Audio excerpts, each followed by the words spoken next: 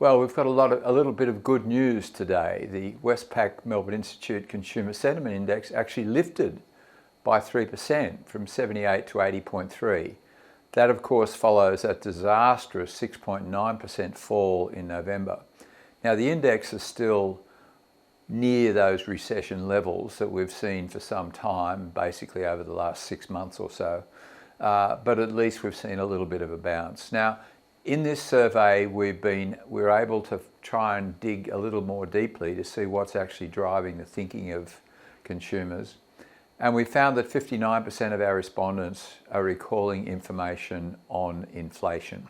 That's about the same as when we did that exercise about 3 months ago, and it's by far the most dominant component of the categories that consumers are following. So 35% are thinking about the state of the economy and 23% about interest rates. And not surprisingly, the assessment of all of those categories is quite negative, and indeed the assessment around inflation is by far the most negative in those categories. If we look at the story around interest rates, there's been some glimpses of positive thinking there. Now, we know that the tightening cycle, which is now 300 basis points since May, is more behind us than it is ahead of us. We only expect another 75 basis points from this level. And we've started to see some positiveness coming out of the consumers' responses here.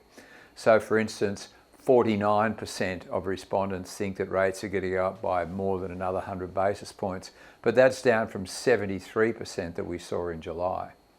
We also saw that there was an 11.3% lift in how mortgage borrowers feel. Now, it's off very, very low levels, but it's the first sign that we've seen that people with mortgages are starting to feel a little better.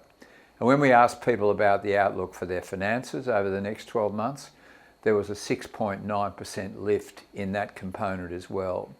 But by far the most stunning result in the survey was the 27% lift in the Westpac House Price Expectations Index. That's now up to 117. So being above 100, it means that we have more optimists and pessimists about house prices. Now that's quite a surprise, particularly given that we expect that it's already pretty much locked in that there'll be another fall in house prices in the month of December of around 1.5%. But it's certainly worth watching. The other thing that we've been following closely has been the state of the labour market. So in the previous 2 surveys, we started to see that really strong sentiment around the labour market starting to ease. So the last 2 surveys, we saw a total of a 17% deterioration in confidence around the labour market. This time things stabilised. So the current measure is still 8.5% better than the long run average. So we're still seeing a high degree of confidence in the labour market, obviously in contrast to that overall consumer sentiment feeling, which of course is being driven by inflation, the state of the economy, and of course interest rates. We also asked how they feel about investing. We ask that question every 3 months, and risk aversion is still quite elevated. So a total of 55% of respondents consider bank deposits and paying down debt as the most attractive form of investment, whereas only 15% are looking at either property or shares. So there's still deeply conservative risk aversion attitude here. Last week we also saw the national accounts for the quarter of September, and the message was very clear and very much in line with the messages we're seeing from the Consumer Sentiment Survey. So in the quarter of June, consumer spending lifted by 2.1%. This slowed down to 1.1% in the quarter of September, and is dominated by the reopening effect. So of that 1.1, 0.4 of that growth came from purchases of new cars, 0.4 came from hotels and cafes and restaurants, and 0.3 came from travel. So all of it was coming from that discretionary reopening effect.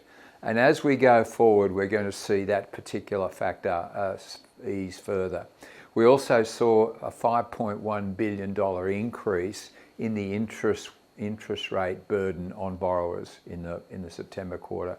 That was up from a 1.4 billion dollar increase in the June quarter.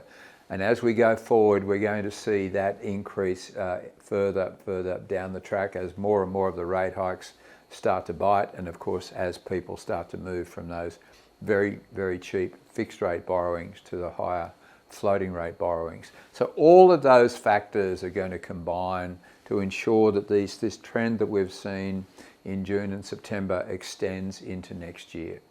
We're expecting that whereas in the first half of 2022 we saw growth in the consumer at an 8% annualised pace, in the second half we're expecting that to slow to 4%, and in the first half of 2023 to slow further to 2%, and the second half of 2023 down to 0.